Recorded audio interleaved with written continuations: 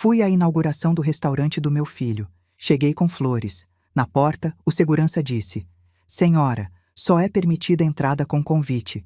Vi meu filho lá dentro. Chamei por ele. Ele fingiu não me ver. Deixei as flores na rua e fui embora. Uma semana depois, o restaurante fechou. Mas antes de eu continuar, me conta aqui nos comentários de onde está ouvindo minha história. Quero muito saber até onde ela está chegando. Eu nunca fui mulher de vaidade. 69 anos nas costas ensinam a gente que espelho é só vidro e que beleza de verdade mora em outro lugar. Mas naquela sexta-feira, confesso que me arrumei como se fosse para o meu próprio casamento. O vestido bordô estava guardado no fundo do armário desde a crisma da minha neta, 5 anos atrás. Experimentei na véspera com medo de não caber, mas o zíper subiu sem reclamar. Passei a mão pelo tecido de seda, sentindo a maciez contra meus dedos ásperos de quem passou a vida trabalhando. Prendi o cabelo num coque caprichado e coloquei a peineta de tartaruga que era da minha mãe. Ela usava nos domingos de missa, quando eu era menina, e achava que minha mãe era a mulher mais elegante do mundo. Agora a peineta era minha, e eu queria estar elegante para ver meu filho triunfar. Fui até o Jardim dos Fundos. Minhas orquídeas estavam no ponto perfeito, roxas, carnudas, com aquele perfume suave que só quem cultiva conhece. Cortei as mais bonitas com cuidado, evitando machucar os caules. Embrulhei em papel pardo e amarrei com barbante, do jeito simples que eu sempre fiz. Não eram flores de floricultura chique, dessas que vêm em celofane brilhante e custam o olho da cara. Eram flores das minhas mãos. 30 anos de dedicação naquele jardim, conversando com cada planta como se fossem minhas amigas. Por que eram? Lembrei do Fábio pequenininho, com uns 8 anos, me ajudando a regar as mudas. "Mãe, por que a senhora conversa com as plantas?" "Porque elas escutam melhor que gente grande, meu filho." Ele riu naquela época. Achava graça. Hoje, com 42 anos e um MBA no currículo, provavelmente acharia ridículo. Liguei para a cooperativa de táxi. Nunca me acostumei com esses aplicativos de celular. A moça do outro lado da linha confirmou o endereço e disse que o carro chegaria em 10 minutos. Esperei na varanda, segurando o ramo de orquídeas contra o peito como se fosse um bebê. O táxi me deixou a 2 quadras do restaurante porque o trânsito estava impossível. A rua estava tomada de carros importados, aquelas caminhonetes pretas enormes de vidro escuro, e gente jovem vestida como se fosse para uma passarela de moda. Caminhei devagar, não por frescura, mas porque minha artrose no joelho direito reclamava com cada passo no calçamento irregular. Mesmo assim, eu sorria. Ia ver meu menino brilhar. O restaurante se chamava Essência. Julguei o nome pretensioso quando Fábio me contou, mas guardei minha opinião. Mãe aprende a engolir certas coisas. A fachada era de tijolos aparentes. Reforma cara, dava para ver. Um letreiro minimalista em LED branco piscava discretamente sobre a porta. Tinha um tapete vermelho pequeno, mas intimidador, e aquelas cordas de veludo que separam os escolhidos do resto dos mortais. Eu era o resto dos mortais, mas não sabia ainda. Aproximei-me da entrada com o coração batendo forte. Um homem alto, todo de preto, com um fone de ouvido e um tablet na mão, me interceptou antes que eu pudesse pisar no tapete. "Boa noite, senhora. Seu nome, por favor?" Inflei o peito. "Carmen Ribeiro. Sou a mãe do dono." O homem consultou o tablet. Deslizou o dedo 1, 2 vezes. Franziu a testa. Seus olhos desceram pelo meu corpo. Pararam nos meus sapatos de salto baixo, no meu vestido que claramente não era desta temporada, e finalmente no ramo de orquídeas que eu segurava. Vi o julgamento passar pelo rosto dele como uma nuvem. "Senhora, só é permitida entrada com convite. Seu nome não consta na lista." Senti um frio na barriga, mas mantive a compostura. "Deve haver um engano, moço. Sou a mãe do Fábio. Ele sabe que eu viria. Pode chamá-lo, por favor?" O segurança suspirou. Aquele suspiro de quem lida com gente inconveniente o tempo todo. "Infelizmente não posso interromper o senhor Fábio. Ele está ocupado com investidores e com a imprensa. Se a senhora não tem o QR Code do convite, não posso autorizar a entrada." Olhei para trás. Uma fila de gente importante esperava. Mulheres de vestido brilhante, homens de terno bem cortado, todos com celulares em punho, prontos para registrar cada segundo da noite. Eu estava atrapalhando o fluxo dos elegantes. Moço, eu sou a mãe dele. Ele não ia me deixar de fora da inauguração do próprio restaurante. O segurança deu um passo em minha direção, invadindo meu espaço. Senhora, por favor, não bloqueie o acesso. Está dando má imagem ao estabelecimento. Má imagem. Eu, que limpei o nariz daquele homem quando criança. Eu, que dobrei turno na fábrica de tecidos para pagar a faculdade dele. Eu, que vendi as joias da minha mãe para comprar o primeiro carro dele. Eu era a má imagem. Recuei para o lado, me encostando no vidro fumê da vitrine. Dali eu conseguia ver o interior do restaurante. As luzes eram baixas, douradas. A música pulsava suave, sofisticada. Garçons de colete circulavam com bandejas de prata carregadas de taças e canapés. E então eu vi. Fábio estava no centro do salão, embaixo de uma luminária de design industrial que devia ter custado mais do que eu ganho em um ano. Ele usava um terno cinza impecável, o cabelo penteado com gel, e ria com um grupo de homens engravatados e mulheres de vestido justo. Ao lado dele, grudada em seu braço, estava uma moça de vestido brilhante que parecia ter metade da idade dele. Vanessa, a esposa nova, a influenciadora de 800 mil seguidores. Meu coração deu um solavanco. Era ele, meu filho, tão perto e tão longe. Levantei a mão e bati no vidro com a minha aliança de casada. O ouro tilintou contra o vidro grosso. Fábio! Minha voz saiu abafada, engolida pelo barulho da rua e pela espessura do vidro. Mas ele ouviu, ou sentiu, porque virou a cabeça. Nossos olhos se encontraram. Por um segundo, um único segundo que durou uma eternidade, eu vi o reconhecimento no olhar dele. Vi seus olhos descerem para as orquídeas que eu apertava contra o peito. Vi que ele sabia quem eu era, de onde eu vinha, o que aquelas flores significavam. E então vi o pior. Vi a vergonha. Fábio não sorriu. Não fez sinal de espera um momento. Não pediu licença aos convidados para vir me receber. Ele simplesmente endureceu. O maxilar travou. Os olhos ficaram frios como pedra de rio. E ele virou as costas para a própria mãe. Voltou a rir com o homem ao lado, uma risada falsa, exagerada, e tomou um gole longo de champanhe. Fingiu que eu não existia. Me apagou do mapa como se eu fosse uma mancha na decoração perfeita dele. Mas o pior ainda estava por vir. Vanessa, a esposa, também olhou para a vitrine. Também me viu. E ela sorriu. Não foi um sorriso de constrangimento ou de pena. Foi um sorriso de vitória, de deboche. E então ela fez algo que nunca vou esquecer. Levantou a taça de champanhe na minha direção. Um brinde silencioso. Um tchau de escárnio. Depois se inclinou e sussurrou algo no ouvido de Fábio. Eu não ouvi o que ela disse, mas vi com clareza absoluta, meu filho concordar com a cabeça. O segurança se aproximou de novo. Senhora, vou ter que pedir para se retirar. Os clientes estão incomodados. Olhei para ele. Olhei para as orquídeas nas minhas mãos. Olhei para a silhueta do meu filho através do vidro, de costas para mim, rindo de alguma piada que eu nunca ia ouvir. Não se preocupe, eu disse, e minha voz saiu estranhamente calma. Já estou indo. Com dificuldade, o joelho doía mais do que antes, ou talvez fosse meu corpo inteiro pesando. Me abaixei e depositei o ramo de orquídeas no chão. Ali mesmo, na calçada fria, ao lado de uma lixeira cromada. As flores ficaram bonitas e tristes contra o concreto cinza. Diga ao meu filho, falei para o segurança que já nem me olhava mais, que essas flores eram para dar sorte no negócio novo. Mas parece que ele não precisa mais de sorte, nem de mãe. Virei as costas e caminhei. Não peguei táxi imediatamente. Precisava andar. Precisava que o ar da noite batesse no meu rosto e me impedisse de chorar no meio da rua. Andei 3 quadras até encontrar uma pracinha com bancos de madeira. Sentei no primeiro que vi, debaixo de um poste de luz que zumbia fraco. Só então deixei as lágrimas caírem. Não chorei pela festa. Não me importava com champanhe ou canapé ou gente famosa. Chorei porque, naquele momento, me dei conta de que havia perdido meu filho muito tempo atrás. Só não tinha querido enxergar. A ambição engoliu Fábio inteiro. Ele passou a acreditar que sucesso significava aquilo: roupas caras, gente bonita, e negar a própria origem.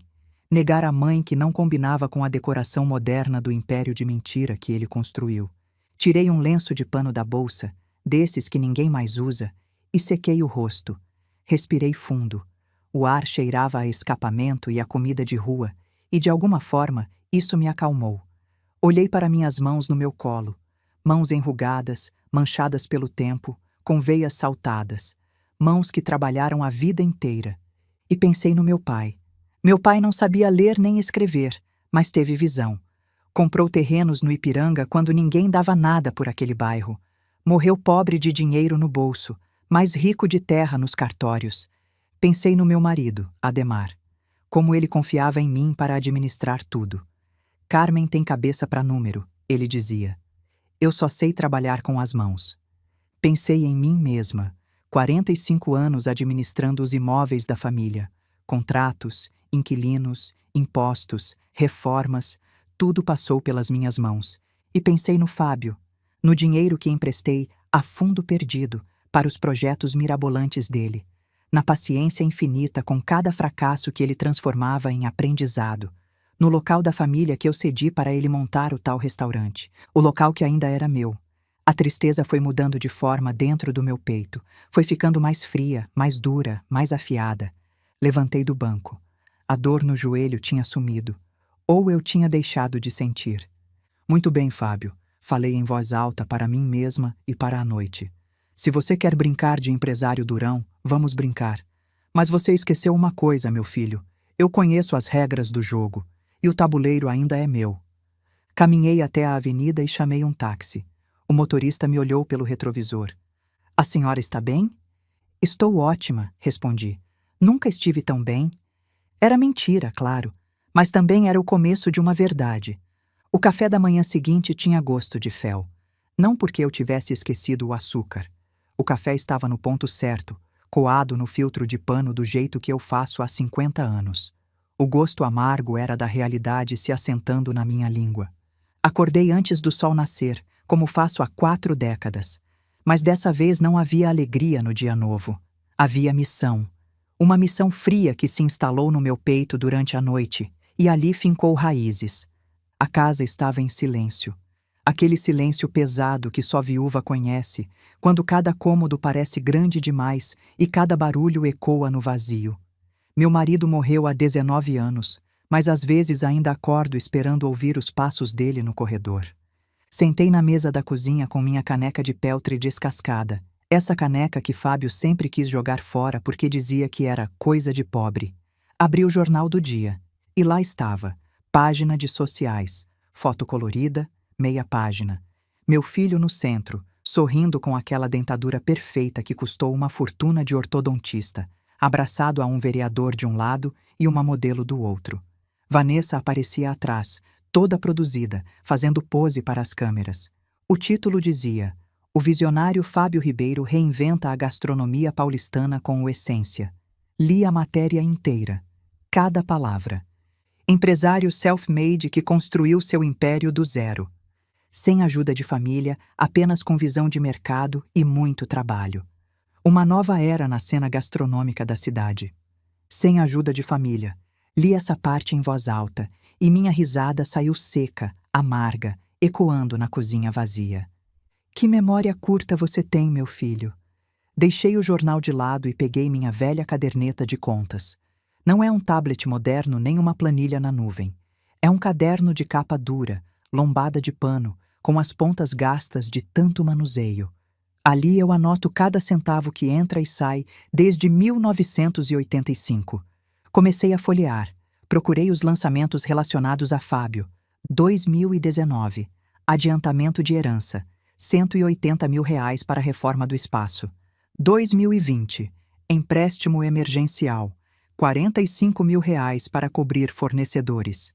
2021. Aval bancário. Fiadora de financiamento de R$ 320 mil. 2023. Cessão de uso. Imóvel comercial na Rua Augusta, cedido sem aluguel. Somei os números. Somei de novo para ter certeza. Em 5 anos, eu tinha colocado quase R$ 600 mil no bolso furado do meu filho. Fora os pequenos socorros que nem anotei, os almoços de domingo que viraram pedidos de dinheiro, as contas de luz e condomínio que paguei só dessa vez. E ele disse para o jornal que fez tudo sozinho. Fechei a caderneta com força. Não agi por impulso. Impulsividade é luxo de juventude, e eu já passei dos 60 há quase uma década. Antes de mover qualquer peça, precisava saber exatamente onde estava pisando. Vesti uma roupa discreta, calça cinza, blusa branca, sapato baixo, e saí de casa. Peguei ônibus em vez do carro. No ônibus a gente ouve conversa, sente o pulso da cidade. E naquele dia eu queria ser invisível. Minha primeira parada foi a subprefeitura. Fui direto ao setor de tributos imobiliários. Na janelinha de atendimento encontrei Carmencita, uma funcionária que trabalha ali há tanto tempo quanto eu tenho de viúva. Ela me reconheceu na hora. Dona Carmen, que milagre a senhora por aqui. Veio pagar o IPTU da Casa Grande? Não, Carmencita. Vim consultar a situação do imóvel comercial, aquele da Rua Augusta, sabe? O do antigo armazém. Ela digitou no computador velho que zumbia e chiava. Franziu a testa. Ajeitou os óculos. Eita, Dona Carmen, aqui aparece uma situação irregular. Meu coração acelerou, mas mantive a expressão neutra. Irregular como? IPTU atrasado, 18 meses de atraso com multa acumulada. E tem mais, consta uma notificação de obra não regularizada. Parece que fizeram reforma estrutural sem alvará completo. E como o imóvel é tombado pelo patrimônio histórico, meu sangue gelou. 18 meses? Fábio tinha prometido que pagaria o IPTU em dia. Era uma das condições do comodato. Eu confiava nele para isso. Nunca imaginei que ele simplesmente ignoraria. Tombado. Isso. Construção de 1927. Qualquer alteração na fachada precisa de autorização especial. E aqui diz que modificaram a fachada sem protocolo. Eu sabia que o prédio tinha restrições. Sempre soube. Mas jamais imaginei que Fábio seria irresponsável a ponto de mexer na fachada sem autorização. Achei que ele só faria reformas internas, decoração. Não isso. Senti um embrulho no estômago. Fábio não tinha me humilhado só na porta do restaurante.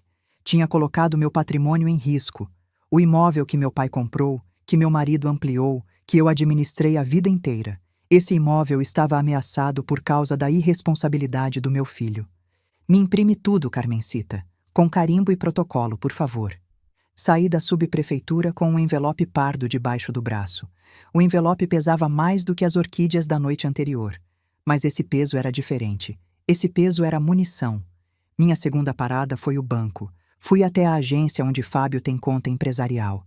Eu ainda constava como fiadora do primeiro empréstimo dele. Nunca tirei meu nome porque ele jurava que ia quitar logo. Mãe acredita nessas coisas. Mas quando empurrei a porta giratória, meu coração gelou. Fábio estava lá dentro. Ele estava no balcão de atendimento prioritário, de costas para mim, gesticulando nervoso enquanto falava com um funcionário. Usava o mesmo terno da inauguração, agora amassado, sem gravata. Pelo reflexo no vidro do caixa, vi que ele estava suando, passando a mão no cabelo repetidamente. Estava desesperado, provavelmente tentando renegociar alguma coisa. Meu primeiro instinto foi ir embora, voltar outro dia, evitar o confronto. Mas então pensei, não, eu tenho tanto direito de estar aqui quanto ele. Mas, aliás, sou eu quem está com o nome sujo por causa das dívidas dele. Abaixei a cabeça, ajeitei os óculos de grau e fui para o outro lado da agência, onde ficavam as mesas dos gerentes. Sentei de costas para o balcão, torcendo para ele não me ver. Meu gerente, seu Moreira, veio me atender numa salinha reservada. Fechou a porta. Eu respirei aliviada. Dona Carmen, a senhora está bem? Está pálida. Estou ótima. Meu filho está ali fora no balcão, mas ele não pode me ver aqui. Entende? Seu Moreira assentiu com ar cúmplice. Ele conhecia a família há 20 anos. Sabia das coisas sem precisar perguntar. Pode ficar tranquila. A salinha tem saída pelos fundos. Ele virou a tela do computador para mim. E aí veio a bomba. O gerente me atendeu numa salinha reservada. Estava constrangido, evitando o meu olhar. Dona Carmen, eu não deveria compartilhar essa informação, mas a senhora precisa saber. Fala, seu Moreira. A senhora ainda consta como garantidora solidária do financiamento. Se a empresa do seu filho não pagar as parcelas, o banco vai executar a senhora primeiro. E ele já está com 3 parcelas em atraso. Silêncio. Quanto é a dívida total? Ele virou a tela do computador para mim. O número me fez perder o ar por um segundo. Era mais do que eu tinha guardado. Muito mais. Se o banco viesse atrás de mim, eu perderia a casa. A casa onde criei Fábio, onde vivi com Ademar, onde pretendo morrer. A senhora está bem, dona Carmen? Quer um copo d'água? Estou bem. Me dá uma cópia de tudo isso, por favor. Saí do banco com as pernas tremendo. Pela primeira vez desde a noite anterior, senti medo de verdade. Não medo de confrontar Fábio, isso eu sabia fazer. Medo de perder tudo, de virar uma velha de quase 70 anos sem teto e sem chão. Nos dias seguintes, continuei investigando. Liguei para fornecedores fingindo ser secretária do restaurante. Descobri dívidas com distribuidora de bebidas, empresa de ar-condicionado, equipamentos de cozinha financiados e inadimplentes. O império do meu filho era um castelo de cartas. A inauguração luxuosa tinha sido paga com cheque sem fundo de imagem. O champanhe era fiado, as luzes eram alugadas, e os investidores eram tubarões esperando o momento certo para morder. Uma noite, eu não consegui dormir. Eram 3 da manhã. Sentei na cama, olhando para o quarto escuro. Esse quarto onde Ademar morreu nos meus braços. Esse quarto que meu pai construiu tijolo por tijolo. Esse quarto que podia ser tomado por causa das dívidas do meu filho. Fui até a cozinha. Esquentei leite. Não consegui beber. Voltei para a sala. Olhei para a foto de Ademar na parede. Ele estava sério na foto. Nunca gostou de câmeras, mas os olhos tinham aquele brilho de quem confia na vida. Viúva com quase 70 anos, prestes a perder tudo por causa do filho que a gente criou juntos. Era isso que você queria para mim, velho? A foto não respondeu, mas eu sabia o que Ademar diria. Conhecia meu marido melhor do que conhecia a mim mesma. Não fica parada chorando, Carmen. Vai lutar. Sequei os olhos. Voltei para o quarto dos fundos, o depósito de tralha que Fábio sempre desprezou. Abri os armários de aço verde musgo, cheios de pastas organizadas por ano e por propriedade. No terceiro armário, gaveta do meio, achei o que procurava. O contrato de comodato. 1 ano atrás, Fábio veio me pedir o imóvel emprestado para o restaurante. Mãe, é só até o negócio engrenar. Depois a gente formaliza a compra. Confia em mim. Eu assinei. Confiei. Era meu filho. Mas eu também li cada cláusula e guardei uma cópia autenticada, porque Carmen Ribeiro não assina nada sem entender as letras pequenas. Abri o documento. A luz do abajur iluminou as páginas amareladas. Cláusula 5ª. O presente contrato poderá ser rescindido unilateralmente pela comodante, Carmen Tavares Ribeiro, caso considere que o uso do imóvel fere os interesses familiares, as boas práticas comerciais ou a moralidade, mediante aviso prévio de 5 dias úteis. Cláusula 8ª. O comodatário se compromete a manter o imóvel livre de quaisquer dívidas, grávames, ações judiciais ou pendências administrativas, sob pena de rescisão automática do presente instrumento, sem necessidade de intervenção judicial. Fechei o contrato. Fábio não leu essas cláusulas. Ele estava ocupado demais escolhendo o design das mesas e a cor das luzes. Achava que papel era burocracia de gente velha. Mas papel, meu filho, é o que separa quem manda de quem obedece. No dia seguinte, fui ao escritório do Dr. Valdir Campos. Valdir foi o melhor amigo do meu marido. Tem 72 anos, escritório antigo no centro de São Paulo.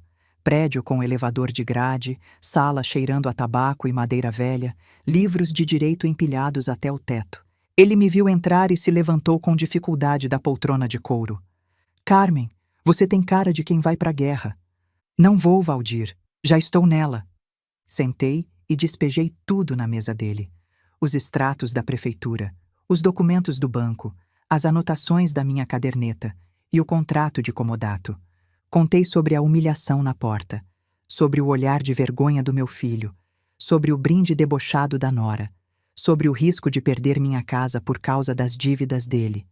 Valdir ouviu tudo em silêncio, acariciando o bigode branco. Quando terminei, ele soltou um assobio longo. Seu filho é um tolo com iniciativa, Carmen. A combinação mais perigosa que existe. Eu sei, por isso estou aqui. Ele pegou o contrato de comodato, leu com atenção de advogado experiente. Parou na cláusula 5ª, parou na cláusula 8ª, releu e sorriu. Você tem a faca e o queijo na mão, mulher. Mas eu não quero uma briga judicial que dure 10 anos, Valdir. Quero resolver rápido, quero que ele entenda quem manda. Valdir apontou para a cláusula 8ª com o dedo manchado de tinta. Aqui diz que qualquer pendência administrativa causa rescisão automática, sem precisar de juiz. Seu filho deve 18 meses de IPTU e tem obra irregular. Isso já é suficiente para você retomar o imóvel amanhã se quiser. Só isso? Só. Basta uma notificação extrajudicial e um tabelião para dar fé. Por coincidência, minha sobrinha Fernanda acabou de tirar a patente de tabeliã. Me deve alguns favores. Encostei na cadeira, sentindo a tensão dos ombros começar a baixar. Durante anos, eu me fiz pequena para Fábio parecer grande. Fiquei na sombra, administrando as migalhas, enquanto ele desfilava de empresário bem-sucedido. Mas eu nunca fui pequena, eu só estava abaixada. Valdir, tem uma coisa que o Fábio não sabe sobre aquele prédio. O quê? Quando o Adhemar comprou aquele imóvel em 1982, era uma oficina mecânica falida. A instalação elétrica e hidráulica principal fica num porão que o Fábio nem sabe que existe. Ele fez reforma cosmética, pisos, paredes, decoração, mas nunca mexeu na estrutura. O coração do prédio continua lá embaixo. Tirei da bolsa um tubo de papelão velho. Desenrolei na mesa de Valdir. Eram as plantas originais do prédio, desenhadas à mão em 1927. Vê esse cômodo aqui? É um quartinho de máquinas atrás da parede do corredor dos fundos. O Adhemar selou a porta há 20 anos porque era inseguro. O Fábio nem sabe que existe. Mas ali ficam a caixa de força principal, o registro de água e a válvula de gás. Valdir se inclinou sobre as plantas, interessado. Você quer dizer que... Quero dizer que toda a cozinha ultramoderna dele, os refrigeradores inteligentes, o som ambiente, o ar-condicionado, tudo depende de uma sala que ele nem sabe que existe. E eu tenho a única chave.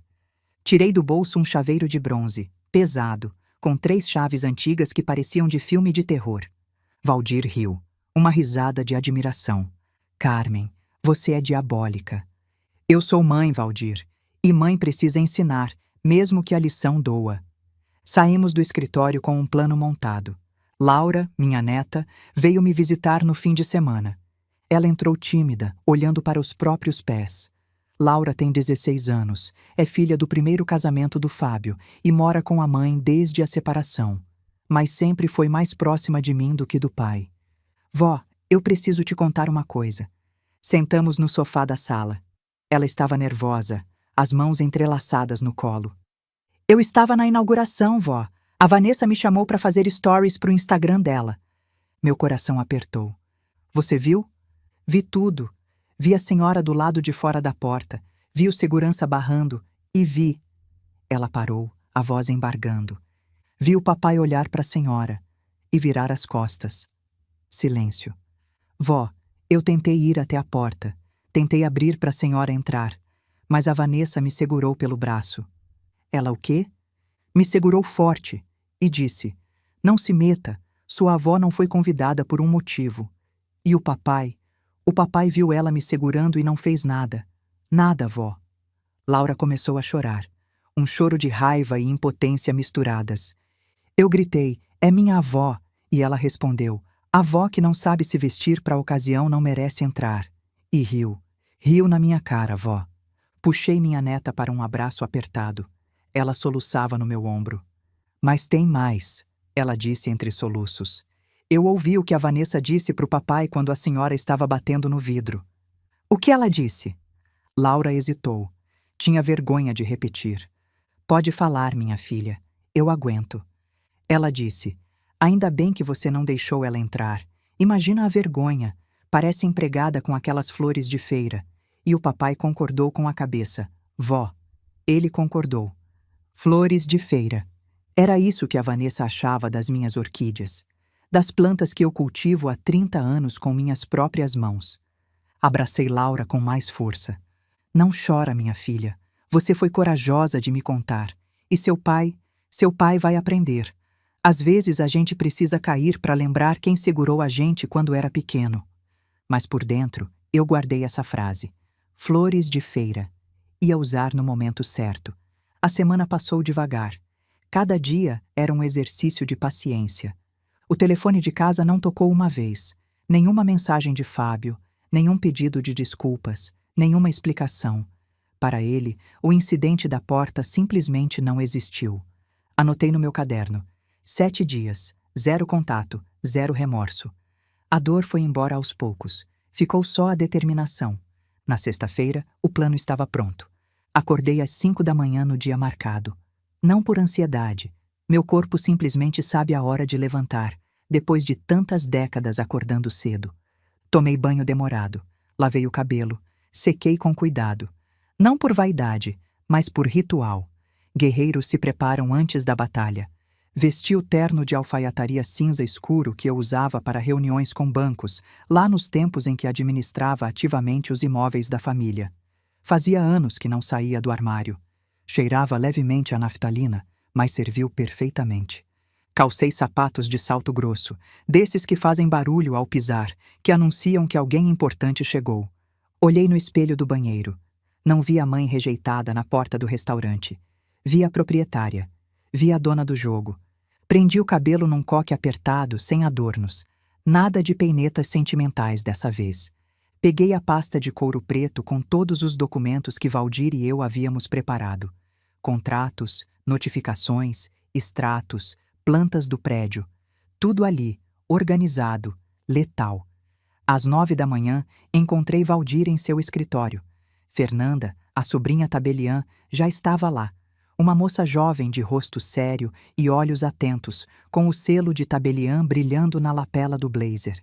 Ao lado dela, Pedrinho, um fotógrafo que trabalha para o escritório documentando provas para processos. "Está pronta, Carmen?" perguntou Valdir. Nunca estive tão pronta. Combinamos os detalhes. Chegaríamos ao restaurante às 2 da tarde, horário de pré-serviço, quando a equipe prepara tudo para o jantar.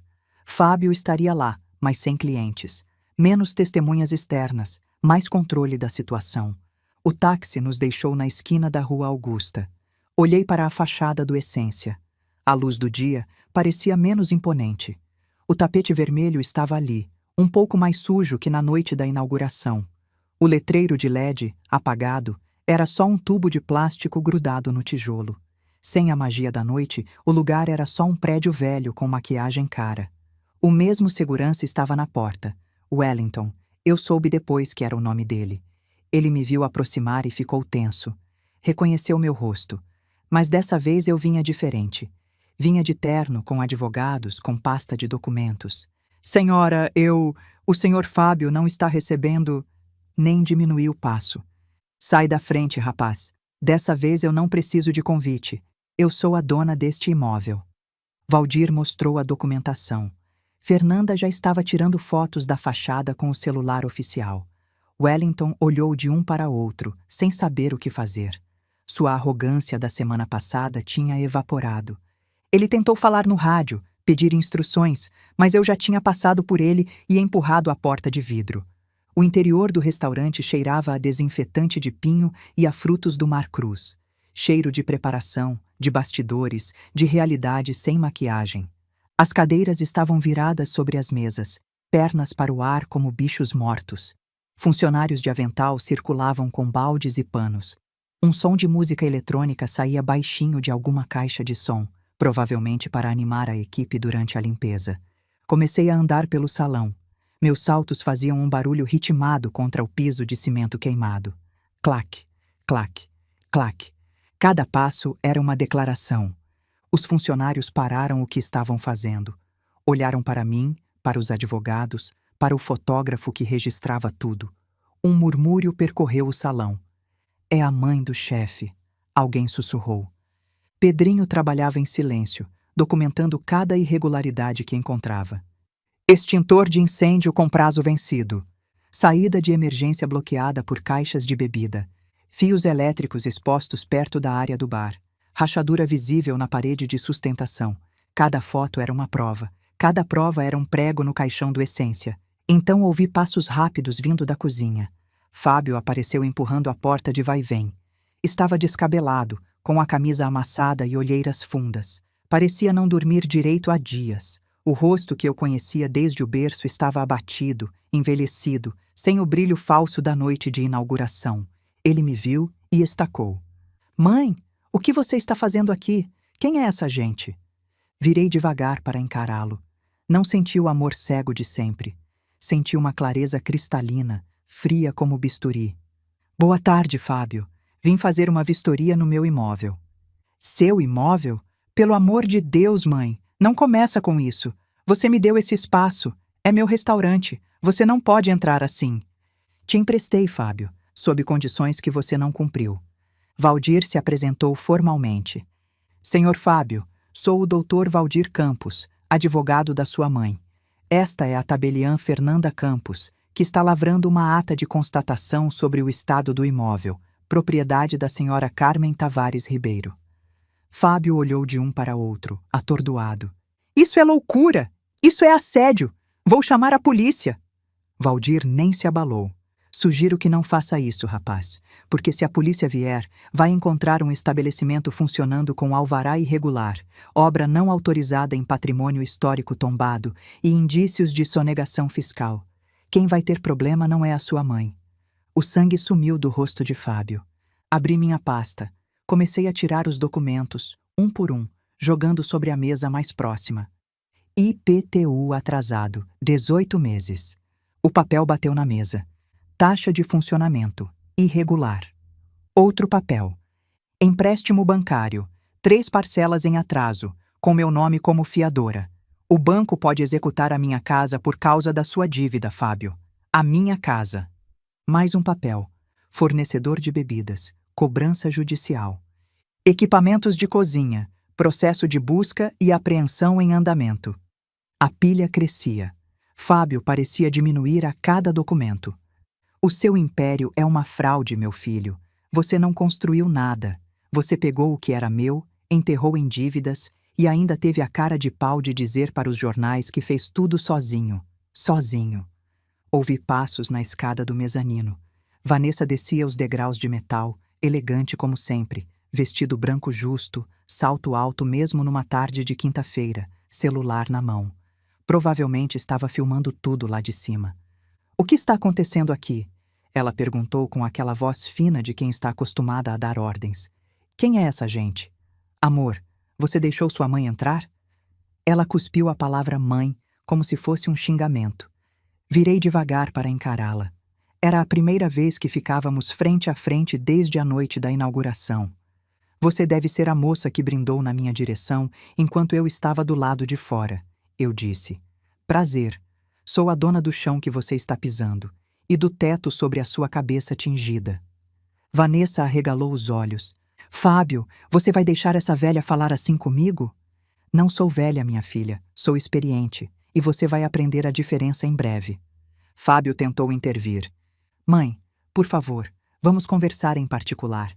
Isso é constrangedor na frente dos funcionários." "Não, Fábio. Tudo o que eu tenho a dizer, digo aqui, com testemunhas, com registro." Virei as costas para ele e caminhei em direção ao corredor dos fundos, aquele que ligava a cozinha aos banheiros. Fábio veio atrás de mim, nervoso. "Mãe, aonde você vai? Aquela área é só para funcionários." Ignorei. Continuei andando até chegar ao final do corredor. Uma parede de drywall pintada de preto, que parecia fazer parte da decoração moderna. Qualquer um acharia que era só uma parede. Passei a mão pelo revestimento. Encontrei uma emenda quase invisível. Enfiei os dedos na fresta e puxei. O painel se soltou com um rangido. Atrás dele, revelou-se uma porta de ferro antiga, enferrujada, com um cadeado pesado. Fábio ficou de boca aberta. "Que diabos é isso?" Tirei do bolso o chaveiro de bronze. As 3 chaves antigas tilintaram como sinos de igreja. "Isso, meu filho, é o coração deste prédio. Seu pai selou essa porta há 20 anos porque era perigosa. Mas tudo que faz este imóvel funcionar está aqui dentro. E você nem sabia que existia." Coloquei a maior das chaves no cadeado. A fechadura estava emperrada, mas girou com um estalo metálico que ecoou pelo corredor. Empurrei a porta. Ela se abriu, revelando um cômodo pequeno, escuro, cheio de teias de aranha e poeira acumulada de décadas. Entrei e tateei a parede até encontrar um interruptor de alavanca, daqueles antigos. A luz amarela de um bulbo solitário iluminou o espaço. E ali estavam: o quadro de força principal, disjuntores velhos, fiação antiga, tudo que alimentava a eletricidade do prédio inteiro. O registro geral de água, uma válvula de bronze do tamanho da minha cabeça, e a válvula de gás, vermelha, enorme, conectada ao encanamento que abastecia toda a cozinha. Fábio se aproximou da porta, o rosto branco como papel. Mãe, como você... Sua cozinha ultramoderna, eu disse apontando para as válvulas. Seus refrigeradores de última geração, seu sistema de som ambiente, seu ar-condicionado de 30.000 BTUs. Tudo depende desta sala que você nem sabia que existia. Deixei o silêncio pesar por alguns segundos. E tem mais. Esta instalação não consta nos projetos de reforma que você apresentou à prefeitura. É uma instalação fantasma. Se a Defesa Civil encontrar isso, você é interditado hoje e multado numa quantia que não paga nem em 3 vidas. Fernanda, a tabeliã, fotografava tudo com expressão profissional, sem demonstrar emoção. Pedrinho fazia vídeos. Valdir observava com um meio sorriso de satisfação. Fábio encostou na parede do corredor, como se as pernas não o sustentassem mais. Mãe, ele disse, e a voz saiu num fio. Você não pode fazer isso. Tenho reservas para hoje. Vem gente importante. Vem um crítico gastronômico do Jornal Nacional.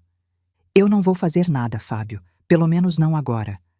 Saí do quartinho e fechei a porta atrás de mim. Não tranquei. Deixei ela encostada, como um lembrete visual do que eu tinha em mãos. Você tem 24 horas para decidir. Decidir o quê? Opção 1. Você desocupa o imóvel voluntariamente. Me entrega as chaves. Eu não denuncio as irregularidades e você sai sem processo criminal.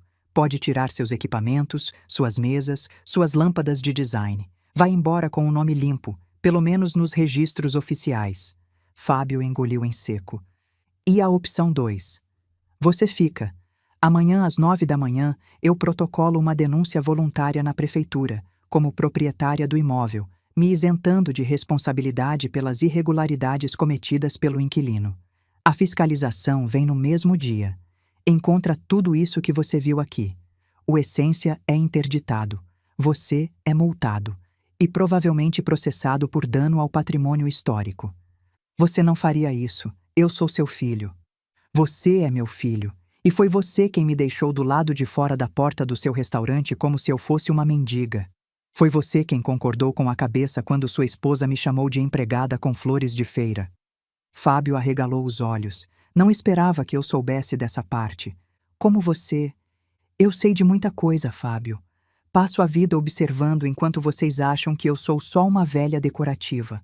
Mas velha decorativa não assina contrato com cláusula de rescisão. Velha decorativa não guarda planta de prédio.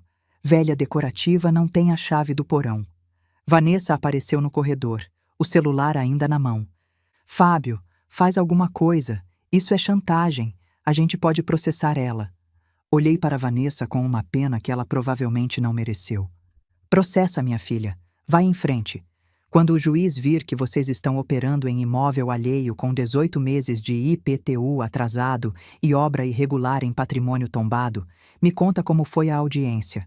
Eu mando flores, de feira do jeito que você gosta. Vanessa ficou sem palavras.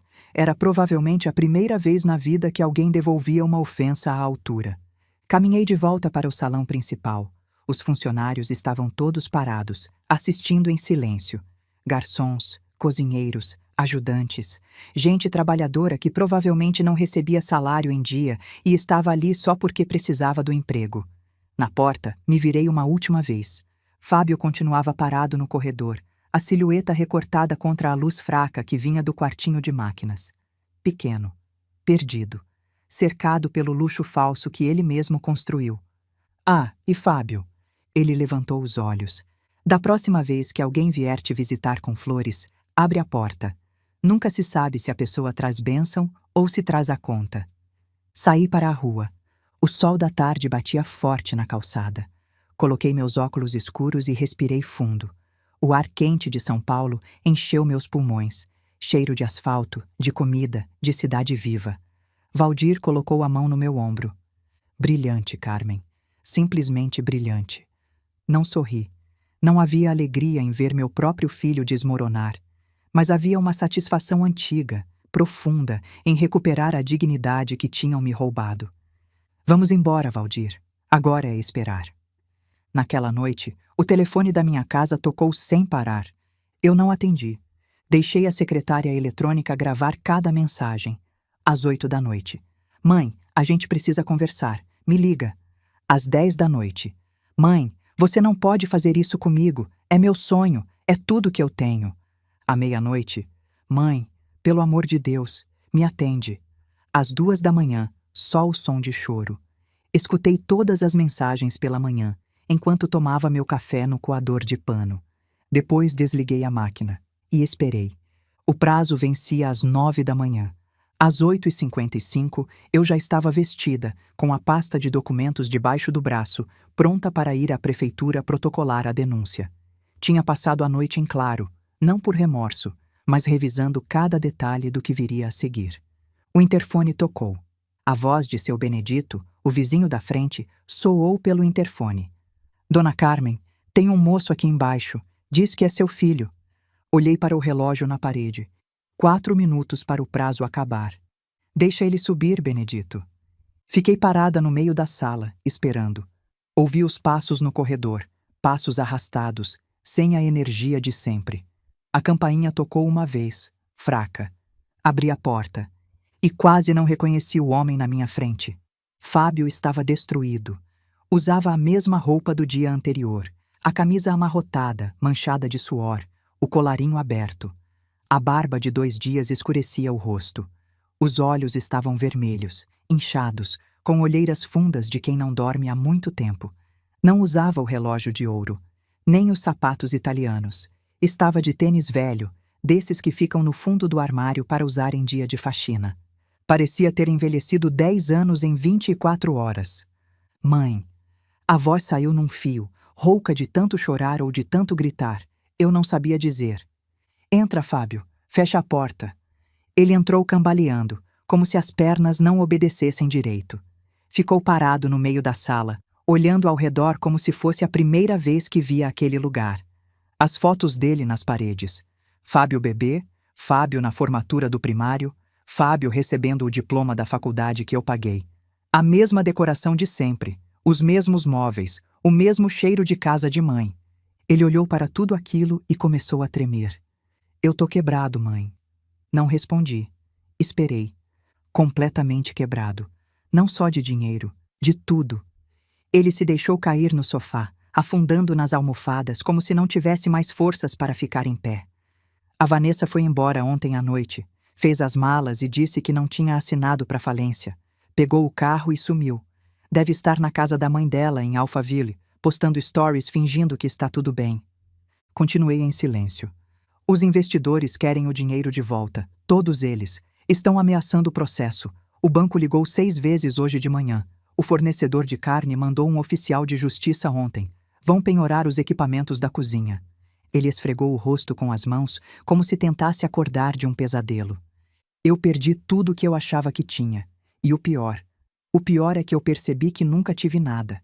Era tudo emprestado, tudo fachada, tudo mentira que eu contava para mim mesmo. Sentei na poltrona de frente para ele. Deixei o silêncio pesar por mais alguns segundos. Então perguntei: e a mãe que você deixou na calçada, Fábio? A mãe que você fingiu não conhecer na frente de 200 pessoas? Essa mãe, você lembrou dela por quê? Porque me ama ou porque eu sou a última pessoa que sobrou para você pedir ajuda? Ele finalmente levantou os olhos. Estavam molhados. As 2 coisas, mãe. E eu sei que isso é horrível de admitir. Mas é a verdade. Eu vim porque não tenho mais ninguém. Mas também vim porque eu não consigo tirar da cabeça a imagem da senhora do lado de fora daquela porta. Com as flores, batendo no vidro. E eu lá dentro, fingindo que não via. A voz dele quebrou. Eu acordo de noite vendo aquela cena. Eu fecho os olhos e vejo a senhora se abaixando para deixar as flores no chão. E eu não fiz nada. Nada. Eu só virei as costas. Ele começou a chorar. Não era choro de manipulação. Eu conheço meu filho. Sei quando ele está atuando. Era choro de quem desmoronou por dentro e não consegue mais segurar os pedaços. Esperei ele se acalmar. Depois me levantei e fui até a janela. Fiquei de costas para ele, olhando a rua lá embaixo. Os carros passando, as pessoas andando, a vida seguindo como sempre segue. Você sabe o que me dói mais, Fábio? Não é o dinheiro. Não é nem a humilhação na porta. É que você nunca perguntou de onde vinha tudo que você teve. Virei para encará-lo. Aquele prédio do restaurante? Seu pai comprou quando era uma oficina fedendo a graxa. Pagamos em 180 prestações, 15 anos sem atrasar um dia, enquanto eu usava roupa de brechó. A faculdade? Vendi as joias da minha mãe, a única herança que ela me deixou. O primeiro dinheiro para você empreender?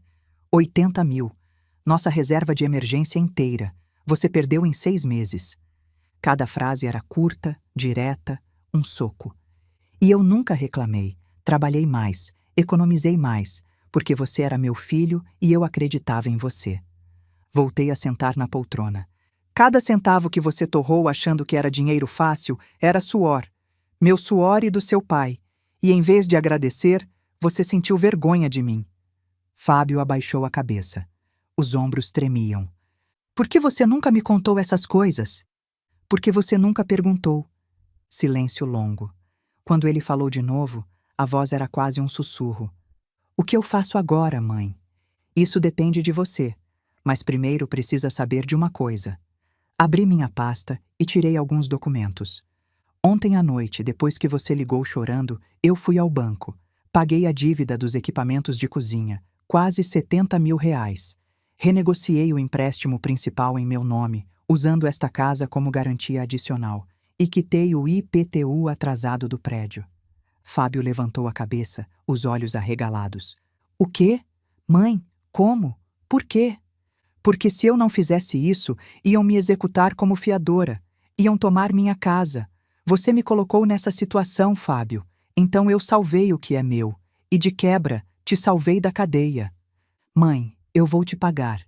Eu juro. Eu vou trabalhar. Vou conseguir outro emprego. Vou... Levantei a mão, interrompendo. Não terminei. Eu paguei as dívidas, mas o restaurante acabou. O Essência não existe mais a partir de hoje.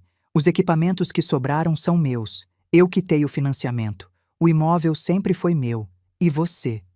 Fiz uma pausa, deixando as palavras pesarem. Você vai recomeçar do zero. Do zero de verdade dessa vez. Tirei outro papel da pasta. Já estava pronto, datilografado, com espaço para assinaturas. Estas são minhas condições. Entreguei o documento para ele. Fábio leu em silêncio, o rosto ficando mais pálido a cada linha. Condições para reestruturação familiar. 1. Fábio Ribeiro entrega todas as chaves do imóvel comercial nesta data. 2. Fábio Ribeiro passa a residir na casa da mãe até completa quitação das dívidas morais. 3. Fábio Ribeiro trabalhará na função e local determinados por Carmen Tavares Ribeiro. 4. Nenhuma decisão financeira será tomada sem aprovação prévia de Carmen Tavares Ribeiro. 5. O presente acordo terá vigência até que Carmen Tavares Ribeiro considere a dívida moral quitada. Mãe, isso vai levar anos. Deveria ter pensado nisso antes de jogar fora o trabalho de uma vida inteira. Você quis brincar de adulto? Agora vai aprender o que é ser adulto de verdade. Fábio olhou para o papel. Olhou para mim. Olhou para a porta. Por um segundo, achei que ele fosse embora. Que fosse escolher o orgulho, a teimosia, a fantasia de que ainda podia dar a volta por cima sozinho. Mas então ele pegou a caneta que estava em cima da mesinha. A mesma caneta tinteiro que pertenceu ao pai dele, que eu guardo há 19 anos. E assinou. Eu vou fazer tudo o que a senhora pedir, ele disse, a voz firme pela primeira vez desde que chegou. Tudo. Não me prometa nada. Promessa eu já ouvi demais. Me mostra com ação. Peguei o documento assinado e guardei na pasta. Agora levanta, lava esse rosto e veste uma roupa decente. A gente vai até o restaurante. Tem muito trabalho pela frente. Chegamos ao Essência no começo da tarde. A fachada parecia abandonada. O tapete vermelho tinha sido recolhido. O letreiro de LED estava apagado, morto. Algumas caixas de papelão se acumulavam na calçada, provavelmente jogadas ali por fornecedores que vieram buscar mercadoria não paga. Fábio estava de calça jeans e camiseta velha, roupas que encontrou no antigo quarto dele, na minha casa. Parecia outro homem. Parecia, pela primeira vez em muito tempo, alguém real. Os funcionários estavam reunidos no salão, nervosos. Boatos já tinham circulado. Todo mundo sabia que o barco estava afundando. Só não sabiam para onde nadar. Assumi a palavra. Boa tarde a todos. Sou Carmen Ribeiro, proprietária deste imóvel. O restaurante Essência encerra suas atividades hoje. Murmúrios, expressões de pânico. Um garçom no fundo amaldiçoou baixinho. Mas ninguém vai embora sem receber. Eu vou pagar pessoalmente o salário de todos, mais um mês de indenização pelo fechamento repentino. Quem ajudar a desmontar e organizar, cobra primeiro. O clima mudou imediatamente. Naquele ramo, donos costumam fugir pela porta dos fundos quando o negócio quebra. Uma senhora de quase 70 anos assumindo a responsabilidade e pagando do próprio bolso era quase um milagre. O senhor Fábio, continuei, apontando para meu filho que estava encolhido num canto, vai ajudar vocês, vai carregar caixa, limpar, fazer o que for preciso. Ele não é mais o chefe aqui, é mais um funcionário. Fábio não protestou. Apenas assentiu e foi até um grupo de garçons que começavam a empilhar cadeiras. Passei as horas seguintes coordenando a desmontagem. O contador, um homem careca e suado chamado Newton, me ajudou a organizar os pagamentos. Um a um, os funcionários passaram pela mesa improvisada, receberam seus envelopes, assinaram os recibos. Alguns agradeceram com lágrimas nos olhos. Uma moça da limpeza, que não devia ter mais que 20 anos, me abraçou. Deus abençoe a senhora, dona Carmen. A senhora não tinha obrigação nenhuma. Tinha sim, minha filha. A obrigação de fazer a coisa certa. No meio da tarde, um homem jovem de braços tatuados se aproximou de mim. Era Peterson, o chefe de cozinha. Eu já tinha ouvido falar dele, talentoso, esforçado, vindo da periferia, desprezado por Fábio, apesar de ser o único que realmente entendia de gastronomia naquele lugar. Dona Carmen, ele disse secando as mãos no avental, posso falar uma coisa? Pode. Essa cozinha tem equipamento de primeira. O forno de pedra é uma peça rara. Levei meses ajustando ele para funcionar no ponto certo. É uma pena desperdiçar tudo isso. Olhei para ele, olhos inteligentes, mãos de trabalhador. O que você faria com uma cozinha dessas, Peterson? Comida de verdade, dona Carmen. Não essa frescura que o Fábio queria servir. Comida que enche a barriga e aquece a alma. Minha avó cozinhava assim. Eu aprendi com ela. Guardei aquilo na memória. Uma ideia pequena começou a germinar. Ao fim da tarde, só restava o letreiro. Um funcionário da manutenção subiu na escada com uma chave de fenda. Parafuso por parafuso, o letreiro foi se soltando da fachada de tijolos. Quando caiu no chão, o plástico rachou. As letras Essência ficaram espalhadas na calçada, as mesmas calçadas onde, uma semana antes, eu tinha deixado minhas orquídeas. Fábio estava ao meu lado, suado de carregar móveis a tarde inteira. Olhava para o letreiro quebrado com uma expressão vazia. Acabou, ele disse. Não, está só começando. Amanhã a gente decide o que fazer com esse espaço. Ele me olhou confuso. Fazer? A senhora não vai vender? Eu nunca vendo terra, Fábio. Seu avô me ensinou isso. Terra se guarda, se trabalha, se passa para frente. Mas nunca se vende. Saímos juntos do prédio vazio. O sol estava se pondo, pintando o céu de laranja e rosa. Pela primeira vez em muito tempo, andamos lado a lado. Não como iguais, ainda não, mas como duas pessoas que finalmente estavam sendo honestas uma com a outra. Mãe, ele disse quando chegamos ao ponto de táxi. O quê? Obrigado, por não me deixar afundar sozinho. Eu não te salvei, Fábio. Eu te dei uma chance de se salvar. A diferença é grande. O resto depende de você.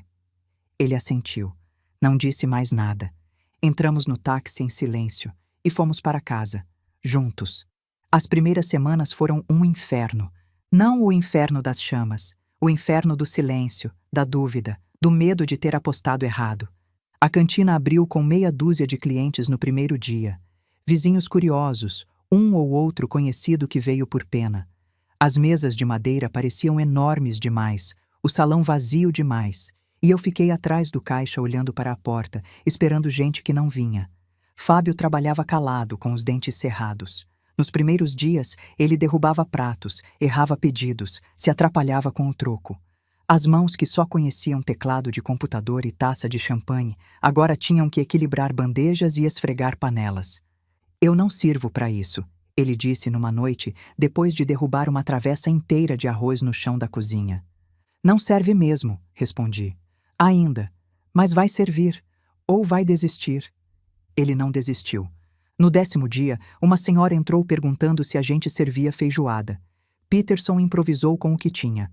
A mulher comeu, pediu repetição e voltou no sábado seguinte com a família inteira. 11 pessoas. No 20º dia, um blogueiro de comida de bairro postou uma foto do nosso escondidinho. Achado nos jardins, ele escreveu. Comida de avó com preço justo. No 30º dia, tivemos que recusar gente por falta de mesa. Foi assim, devagar, sem alarde, que a cantina foi ganhando vida. 3 meses depois, o prédio da Rua Augusta estava irreconhecível. As mesas minimalistas de design europeu tinham sido substituídas por mesas de madeira maciça, dessas onde cabem os cotovelos e os pratos grandes sem que ninguém reclame. As cadeiras desconfortáveis de acrílico deram lugar a cadeiras de palha com encosto alto, iguais às que minha avó tinha na fazenda. O letreiro de LED virou uma placa de madeira pintada à mão com letras verdes sobre fundo creme. Cantina da Carmen. Comida de verdade. A ideia nasceu numa conversa com Peterson, uma semana depois do fechamento. Eu estava sentada na cozinha vazia, olhando os equipamentos que agora eram meus, pensando no que fazer com aquele elefante branco. Dona Carmen, Peterson disse, esses equipamentos são profissionais de verdade. Dá para fazer qualquer coisa aqui. Só precisa de uma proposta diferente. Honesta. Honesta como? Sem frescura, sem nome em francês. Comida que a pessoa come e lembra da mãe, da avó, do domingo em família. Comida de verdade. Eu olhei para ele. Olhei para o forno de pedra que ele tanto elogiava. Lembrei do cheiro da cozinha da minha mãe, do arroz soltinho que meu marido fazia, dos aniversários de Fábio quando a casa enchia de vizinhos. E você sabe fazer essa comida, Peterson? Ele sorriu. O primeiro sorriso que eu via no rosto dele desde que o conheci. Dona Carmen, eu cresci na cidade Tiradentes. Comida de verdade é o que eu sei fazer de melhor. 3 meses depois, a Cantina da Carmen era o restaurante mais cheio da região. Não de celebridades ou influenciadores, de gente, famílias que vinham almoçar no domingo, idosos que pediam a feijoada do sábado com uma semana de antecedência, trabalhadores que descobriram que dava para comer bem sem vender um rim. O cardápio era simples. Feijoada completa, só aos sábados, virado à paulista, escondidinho de carne seca, torresmo crocante, pão de queijo a toda hora, pudim de leite, bolo de fubá, goiabada cascão. Nada custava uma fortuna. Tudo vinha em porção generosa. E eu nunca largava o caixa. Dona de negócio que não fica de olho no dinheiro é dona de prejuízo. Outra lição do meu pai. Naquela manhã de domingo, às 6 horas, eu já estava no salão revisando as contas do dia anterior.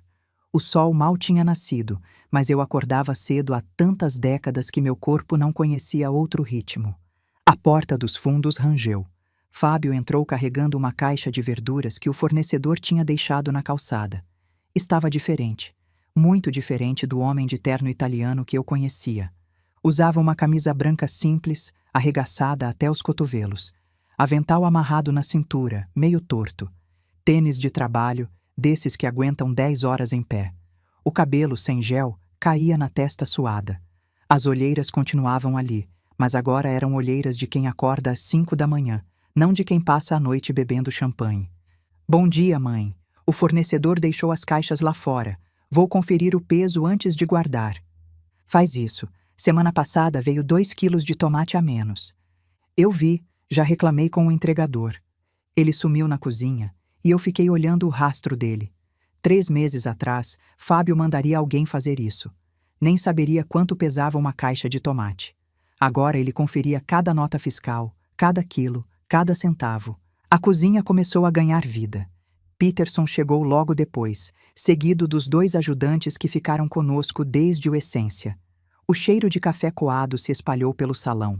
Nada de máquina italiana de cápsula. Aqui o café era de coador de pano, do jeito que sempre foi. Às 11 horas, abrimos as portas. Às 11h15, todas as mesas estavam ocupadas. E então acontecia a mágica. O salão se transformava num organismo vivo, pulsante, barulhento. O cheiro de feijão cozinhando se misturava com o aroma de alho frito e carne assada, criando uma nuvem invisível que abraçava quem entrava. O tilintar dos talheres contra os pratos de louça grossa formava uma música irregular, pontuada por risadas de criança, conversas de comadre e o estalo das garrafas de refrigerante sendo abertas. Numa mesa perto da janela, uma família de 5 gerações celebrava o aniversário da matriarca. Bisavó de 92 anos que comia feijoada com gosto e reclamava que o neto não tinha colocado farinha suficiente. No canto oposto, um grupo de motociclistas de jaqueta de couro dividia uma travessa de torresmo e discutia futebol com paixão religiosa. Perto do balcão, um casal de namorados jovens partilhava um escondidinho, as mãos dadas por cima da mesa, alheios ao caos ao redor. O calor da cozinha vazava para o salão toda vez que a porta de vai-vem se abria, trazendo junto o chiado das panelas e a voz de Peterson comandando os ajudantes. O ventilador de teto girava devagar, empurrando o ar quente de um lado para o outro sem resolver muita coisa. Ninguém reclamava. Calor de cozinha é sinal de comida sendo feita na hora.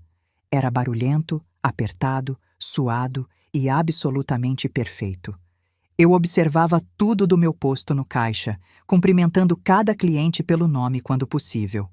Dona Neuza, que bom ver a senhora. A neta melhorou da gripe? Seu Joaquim, o de sempre? Feijoada completa, sem couve extra? Pode sentar ali no canto, minha filha, que a Rosana já vai trazer o cardápio. Fábio circulava entre as mesas com uma bandeja equilibrada no ombro. Anotava pedidos, servia pratos, recolhia louça suja. Tratava cada cliente com respeito. Senhor, senhora, com licença, obrigado. Um homem numa mesa do fundo o reconheceu. Opa! Você não é o dono daquele restaurante chique que fechou? Essência era o nome? Vi Fábio hesitar por meio segundo. Era o teste. Sempre havia um teste.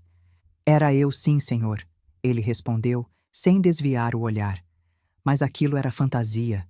Isso aqui é de verdade. Posso trazer o cardápio? O homem ficou sem reação. Fábio sorriu educadamente e foi buscar o cardápio. Quando passou por mim, sussurrei. Bem respondido, meu filho. Ele deu um meio sorriso. Obrigado, chefa. Era a primeira vez que ele me chamava assim com orgulho em vez de ironia. No meio da tarde, a porta se abriu e Laura entrou. Minha neta estava mais alta do que eu lembrava. Adolescentes crescem num piscar de olhos. Usava jeans e camiseta, o cabelo preso num rabo de cavalo frouxo, a mochila da escola pendurada num ombro só. Vó! Abri os braços e ela veio correndo. O abraço dela ainda era de criança, apertado, sem reservas. Que surpresa boa, minha filha. Veio sozinha? A mãe me deixou na esquina. Ela tinha que resolver uma coisa, mas disse que me busca às 5. Sentei Laura num banquinho alto no balcão, perto do caixa. Pedi para Rosana trazer um suco de laranja natural e um pedaço do bolo de fubá que Peterson tinha feito de manhã. Laura olhava ao redor, os olhos arregalados. Vó, isso aqui tá muito diferente. Tá aconchegante. Você acha? Acho. Parece casa de avó. Mais grande. Ri. Era o melhor elogio possível. Ela comeu o bolo em silêncio por um tempo, observando o movimento. Então vi seu olhar parar em alguém do outro lado do salão. Fábio tinha acabado de entregar um pedido numa mesa e estava voltando para a cozinha. Ele também viu Laura. Os dois se encararam por um segundo, e Fábio desviou o olhar primeiro. Vó, Laura disse baixinho, eu posso falar com ele? Pode, mas deixa ele vir até você. Faz parte do aprendizado. Fábio desapareceu na cozinha. Laura voltou a comer o bolo, mas eu via que ela espiava a porta de vai-vem a cada 2 segundos. 10 minutos se passaram. Então a porta da cozinha se abriu e Fábio saiu. Caminhou devagar até o balcão, secando as mãos no avental. Parou na frente de Laura. Oi, Laura! Laura não olhou para ele.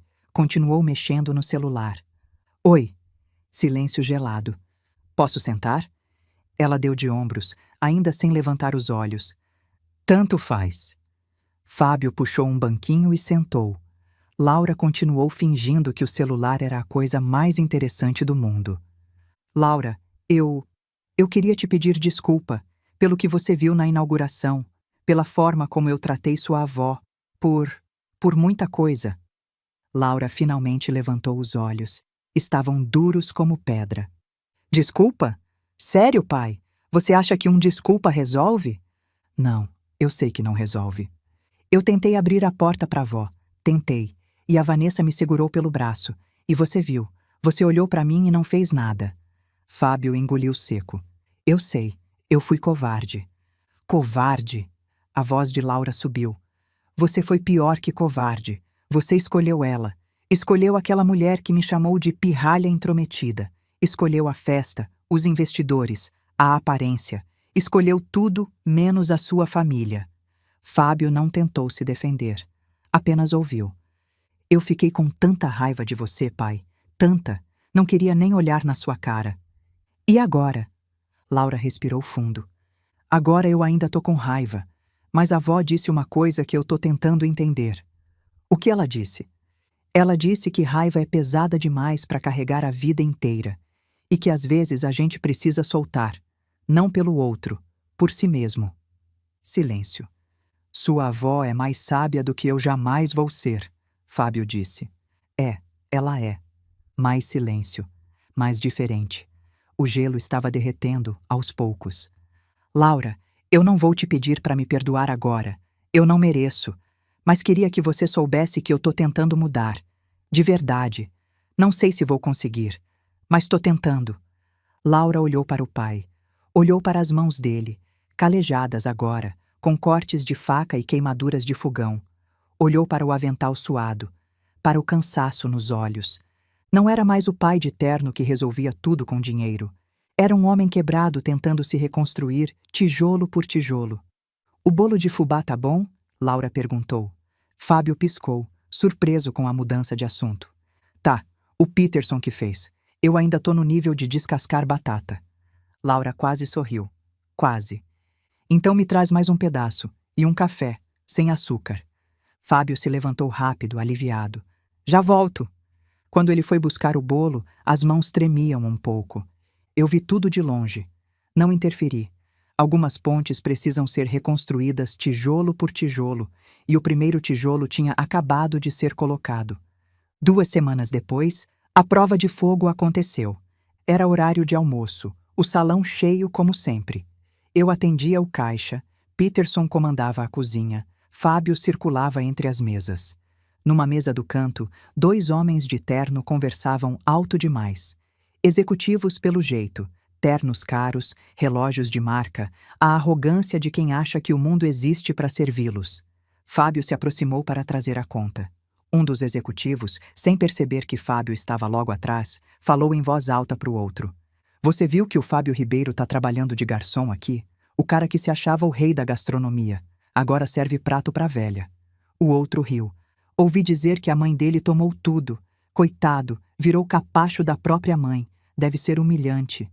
A velha deve ser insuportável. Aquele tipo de mãe controladora que não deixa o filho crescer, sabe? Fábio parou atrás deles. Vi os ombros dele se retesarem. Vi as mãos se fecharem. 6 meses atrás, ele teria concordado. Teria rido junto. Teria entrado na piada. Com licença, senhores. Os executivos se viraram, constrangidos ao ver Fábio ali.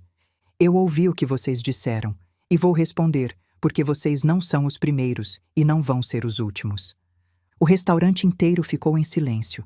Eu levantei os olhos do caixa, o coração acelerado. A velha que vocês mencionaram se chama Carmen. É minha mãe. E ela não tomou nada de mim, ela salvou a minha vida. A voz de Fábio era firme, clara, sem raiva, só verdade. Eu estava afundado em dívidas, mentiras e arrogância. Eu humilhei minha própria mãe na frente de 200 pessoas porque tinha vergonha de apresentar ela. Vergonha da mulher que vendeu as joias da família para eu fazer faculdade. Os executivos estavam paralisados. Ela podia ter me deixado quebrar, podia ter me deixado ir preso, mas não fez isso. Me deu uma segunda chance. E a humilhação de trabalhar aqui é a coisa mais honesta que eu fiz na minha vida inteira.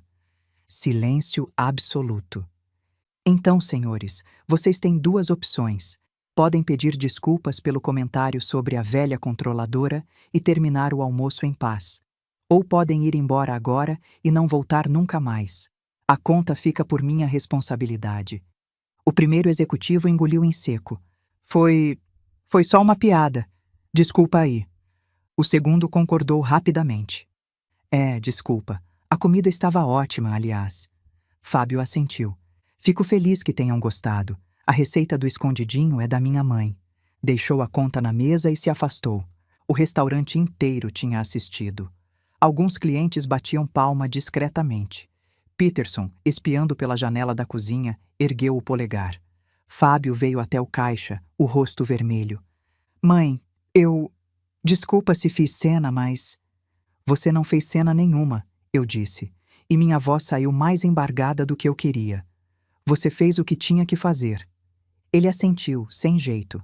Voltou ao trabalho. E eu fiquei ali, olhando meu filho se afastar entre as mesas, sentindo uma coisa que não sentia há muito tempo: orgulho.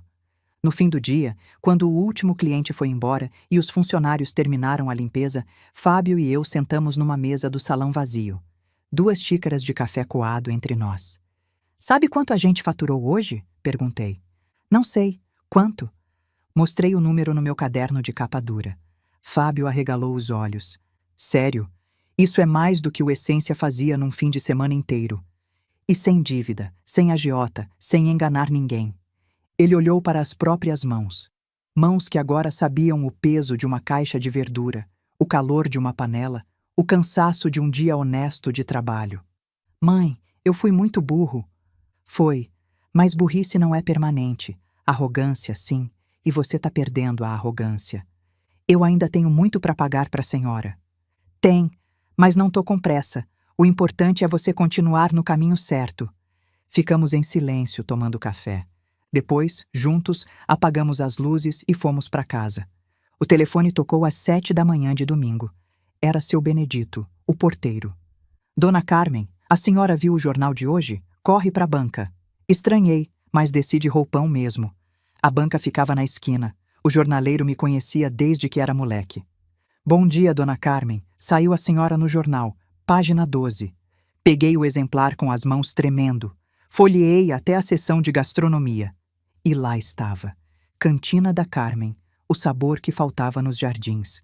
Empresária de 69 anos transforma fracasso do filho em sucesso familiar. A matéria ocupava meia página. Tinha foto minha atrás do caixa, foto de Peterson na cozinha, foto do salão cheio num domingo. Li cada palavra. O badalado Essência, que prometia revolucionar a gastronomia paulistana, fechou as portas uma semana após a inauguração. No lugar, surgiu a Cantina da Carmen, um restaurante de comida caseira que se tornou o queridinho do bairro. Carmen Tavares Ribeiro, 69 anos, é a proprietária do imóvel e a alma do negócio. Eu não entendo de gastronomia chique, ela admite, mas entendo de comida que alimenta. Minha mãe cozinhava assim, minha avó cozinhava assim. É o que eu sei fazer.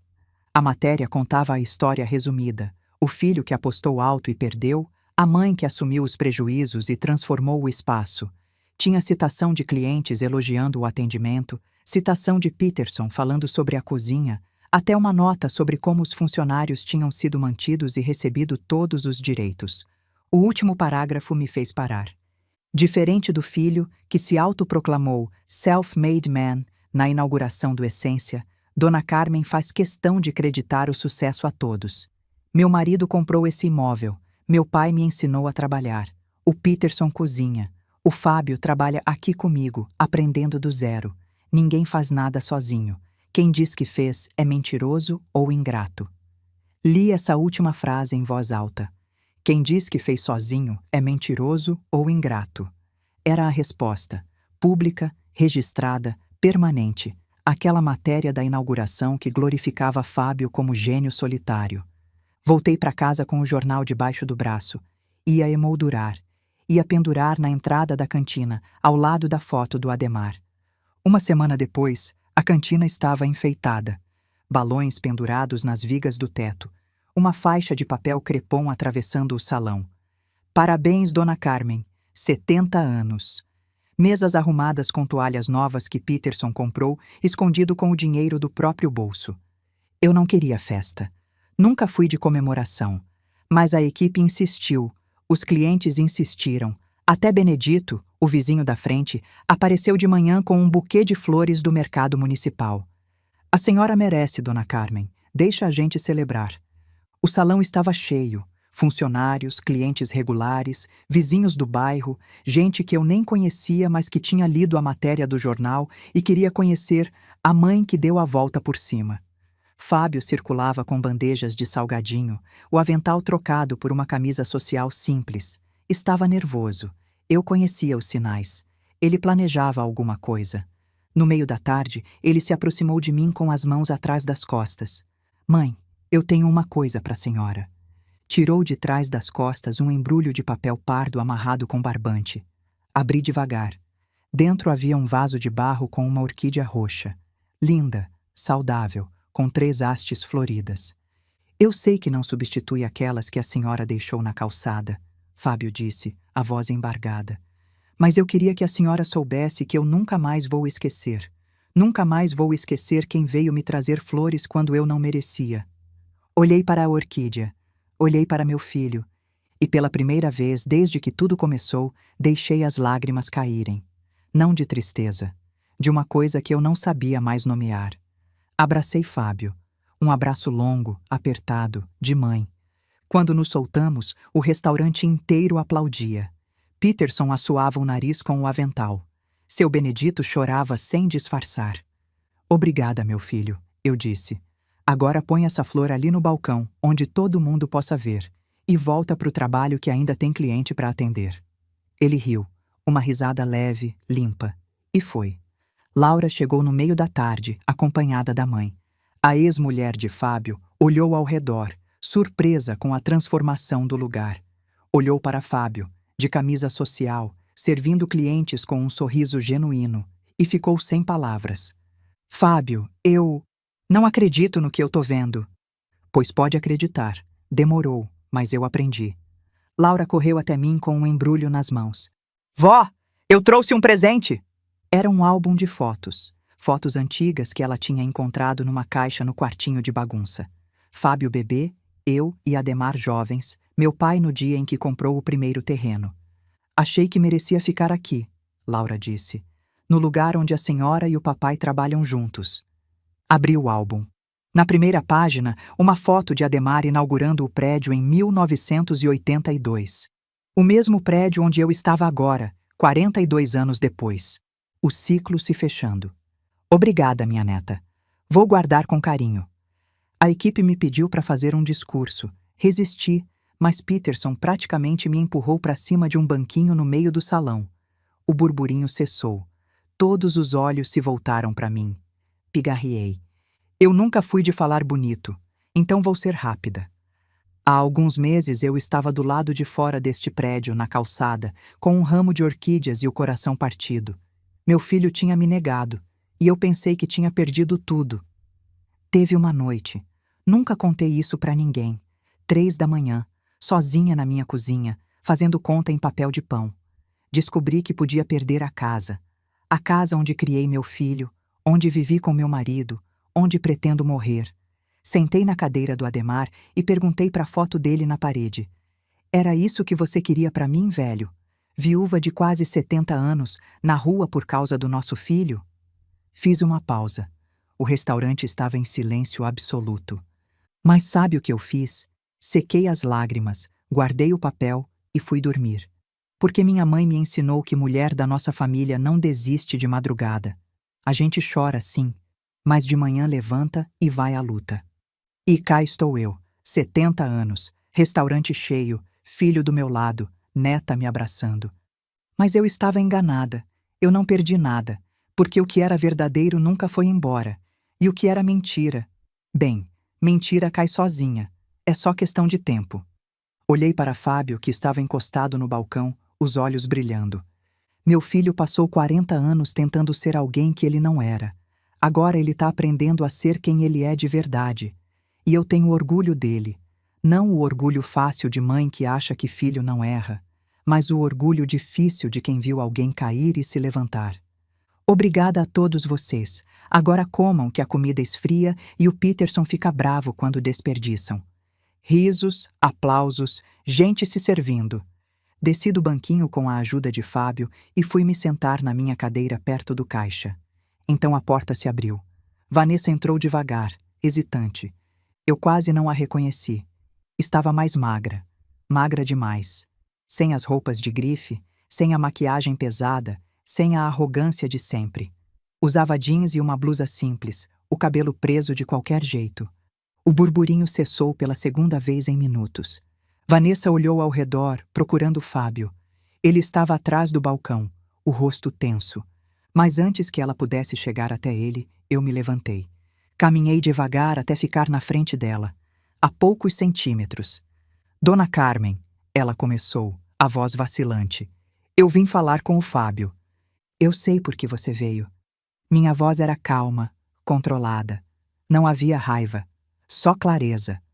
Você veio porque o dinheiro acabou, os seguidores sumiram e você descobriu que sem a fachada do Fábio, você é só mais uma moça bonita que não sabe fazer nada. Vanessa abriu a boca para protestar, mas eu continuei. Você lembra do que fez com a minha neta na noite da inauguração? Quando a Laura tentou abrir a porta para mim e você segurou ela pelo braço? O rosto de Vanessa ficou branco.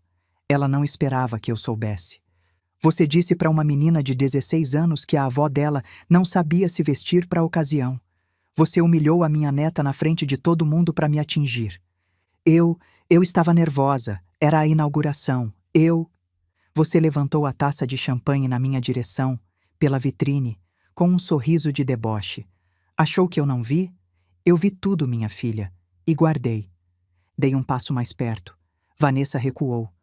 E eu sei exatamente o que você disse para o meu filho naquela noite, palavra por palavra. Vanessa arregalou os olhos. O restaurante inteiro assistia em silêncio. Ainda bem que você não deixou ela entrar. Imagina a vergonha. Parece empregada com aquelas flores de feira. O rosto de Vanessa se contorceu. Flores de feira. Era isso que você achava das minhas orquídeas, das plantas que eu cultivo há 30 anos com as minhas próprias mãos. Apontei para o vaso no balcão, as orquídeas roxas que Fábio tinha me dado.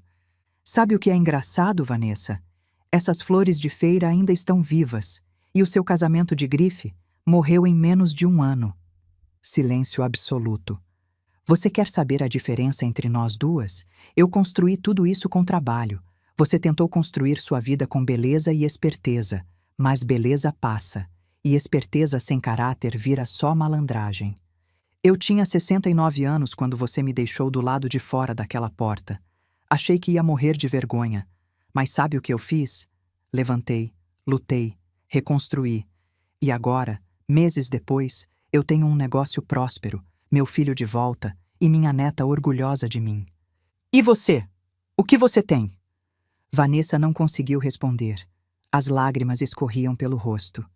Vai embora, Vanessa. Não por maldade, mas porque você não faz mais parte da história dessa família. Você foi um capítulo ruim. E capítulo ruim a gente vira a página e segue em frente. Vanessa olhou para Fábio, buscando socorro. Fábio deu um passo à frente. Minha mãe disse tudo o que eu diria. Não tenho nada a acrescentar. Boa sorte na sua vida, Vanessa. De verdade. Vanessa ficou parada por um momento, os ombros tremendo. Então se virou e saiu pela porta, sem olhar para trás. Ninguém foi atrás. Ninguém a consolou.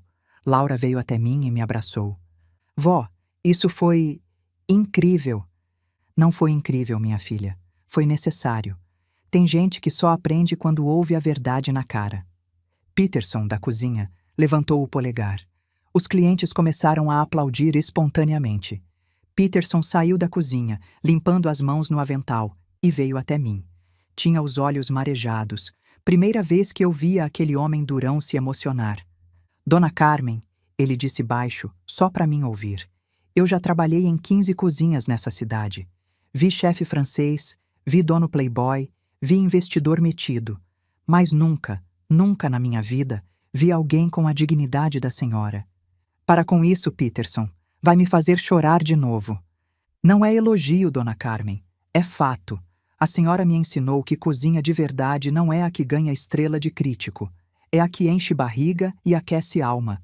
Quando eu tiver meu restaurante um dia, vou botar uma foto da senhora na parede.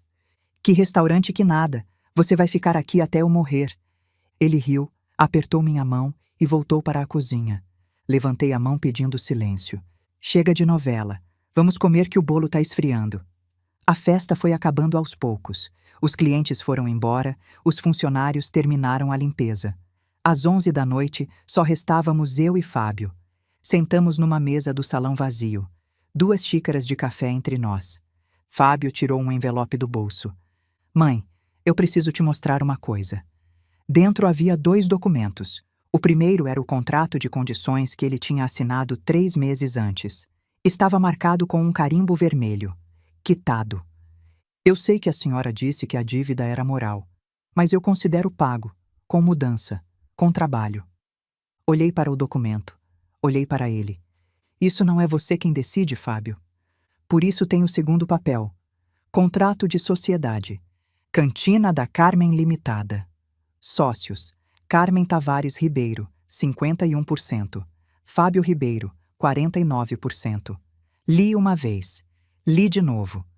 Mãe, eu não quero ir embora. Quero continuar aqui. Quero ser alguém que a Laura tenha orgulho.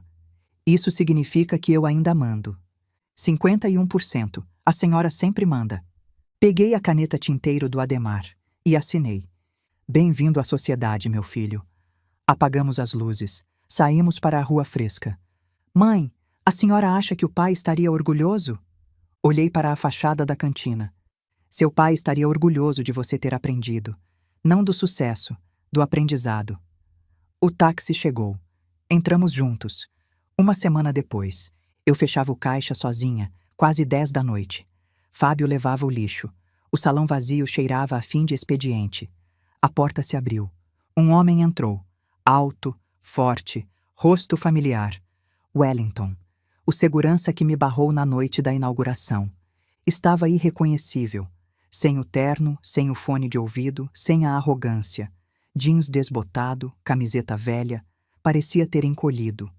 O que você quer? Dona Carmen, eu fui o cara que barrou a senhora naquela noite. Tratei a senhora como se fosse ninguém. Eu lembro. O Essência fechou. Ninguém tá contratando. E eu tenho 2 filhos pequenos. Engoliu em seco. Tô disposto a fazer qualquer coisa. Lavar prato, limpar banheiro. A porta dos fundos se abriu. Fábio entrou, viu Wellington, ficou tenso. Mãe, esse cara é... Eu sei quem ele é. Silêncio. Você lembra o que me disse naquela noite? Que eu estava dando má imagem? Lembro. Me arrependo todo dia. Fiquei em silêncio. Lembrei dele na porta do Essência. Lembrei das orquídeas na calçada. Aparece segunda-feira, 7 da manhã. Recepção e segurança. Wellington arregalou os olhos. Dona Carmen, Obrigado. Só nunca mais trate ninguém como me tratou. Aqui entra todo mundo. Ele saiu quase tropeçando. Fábio me olhava espantado.